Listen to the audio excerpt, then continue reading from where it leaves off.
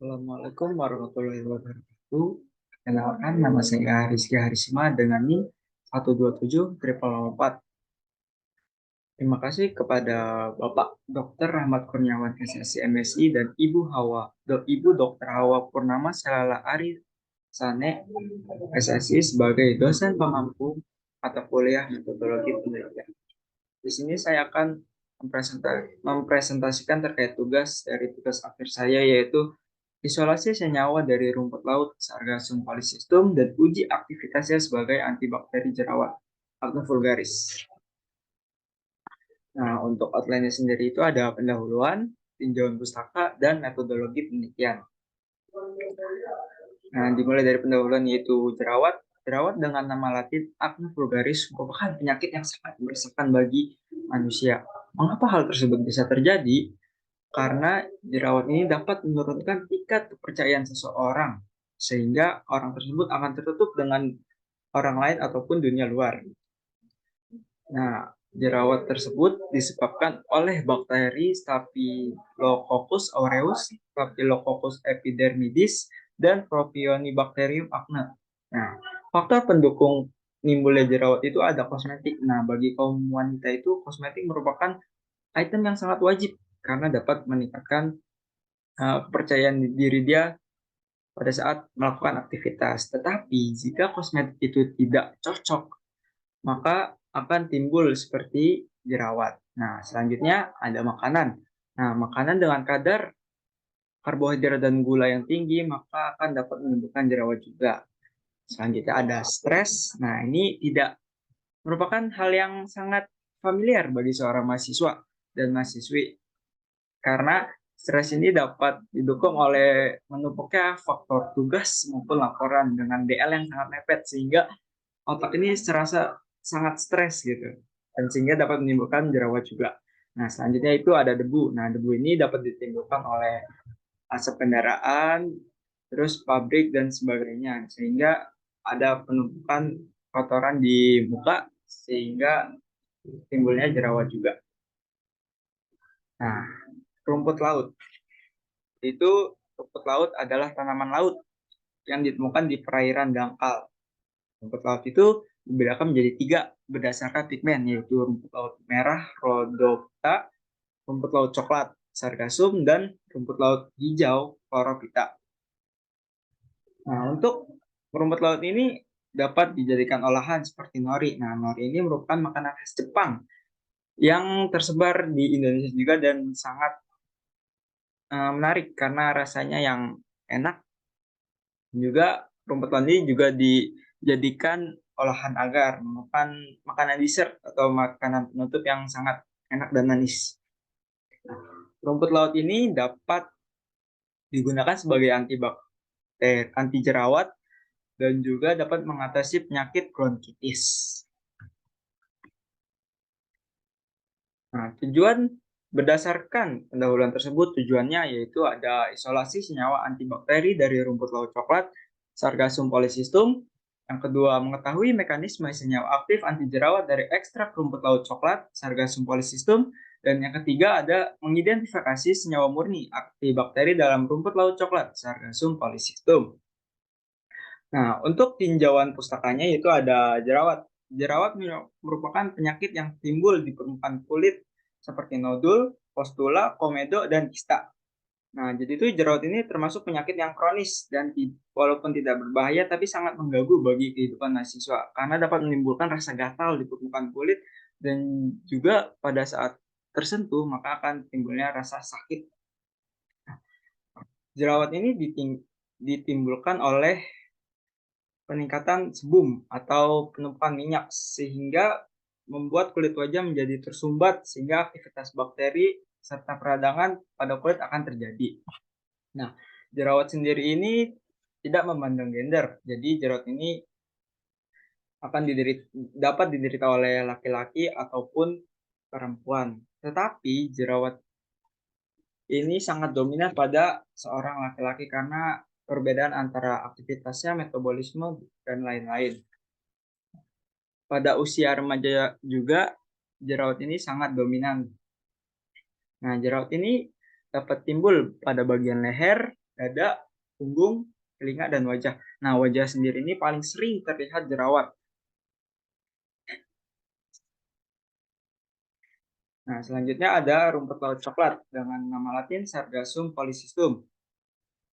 Nah, kandungan nutrisi yang tinggi pada Sargassum polycystum itu ada protein dan mineral.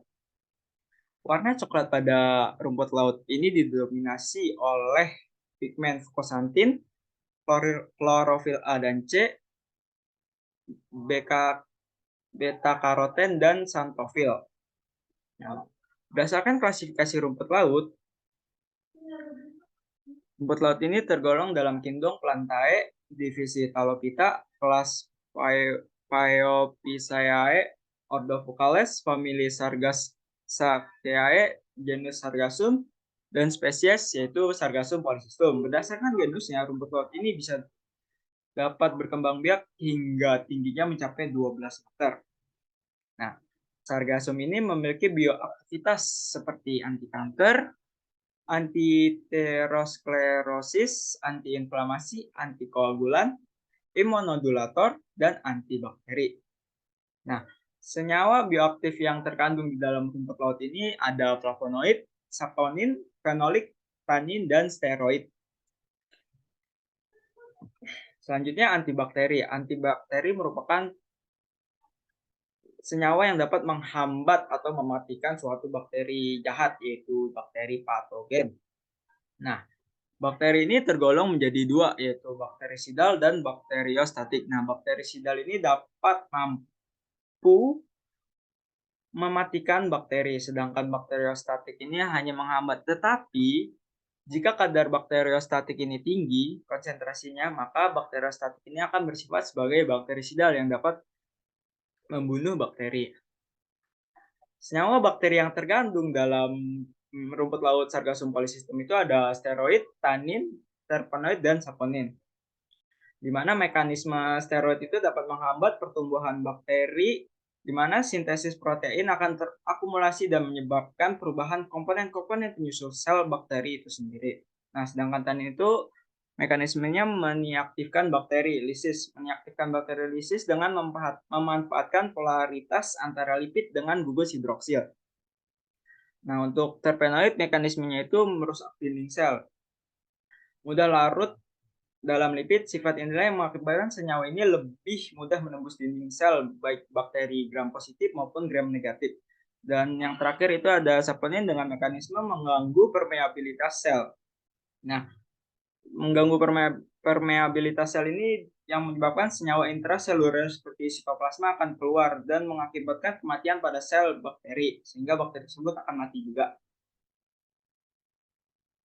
Nah, untuk metodologi penelitiannya pada diagram alir ini yaitu pertama, rumput laut akan dipreparasi sampel di mana rumput laut tersebut akan dibersihkan, dikeringkan, dan dihaluskan dengan menggunakan blender.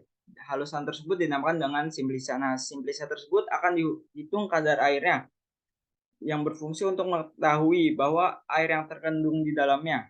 Nah, jadi jika kadar lebih dari 10%, maka jamur akan mempengaruhi simplisa sehingga proses akan tidak baik berjalannya. Nah, setelah preparasi sampel, maka akan dilakukan maserasi 3 kali 24 jam dengan etanol dengan perbandingan volume 1:3. Di mana maserasi ini merupakan perendaman. Jika lebih banyak pelarutnya, maka ekstrak yang didapat juga akan semakin banyak. Nah, setelah dilakukan maserasi, akan dilakukan filtrasi, di mana merupakan ini pemisahan untuk memisahkan antara pelarut dengan ekstrak. Selanjutnya akan dievaporasi pada suhu 40 derajat Celcius, di mana ini berfungsi untuk menghilangkan si pelarut, yaitu etanol. Nah, setelah langkah tersebut dilakukan, maka akan didapatkan ekstrak kasar etanol.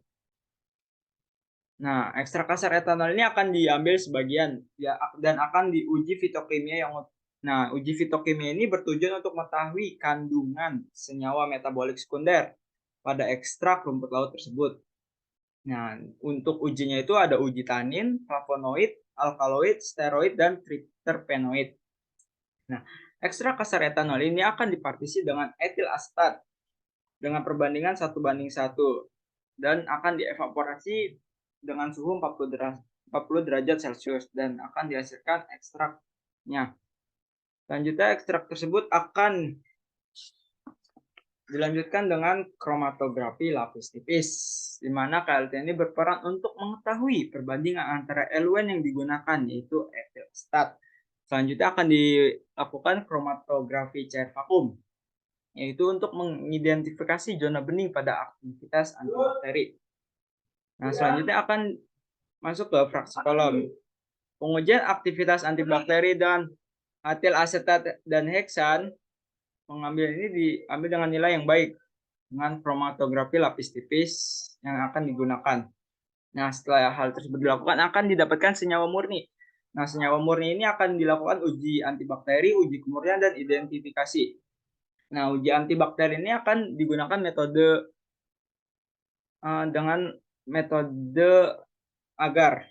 Nah, untuk uji kemurnian ini akan dilakukan dengan kromatografi lapis tipis. Nah, untuk identifikasi senyawa murninya itu dilakukan dengan menggunakan UV vis, FTIR, dan NMR. Setelah ketiganya didapatkan, maka akan didapatkan hasilnya.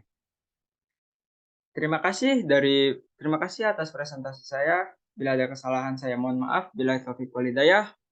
Wassalamualaikum warahmatullahi wabarakatuh.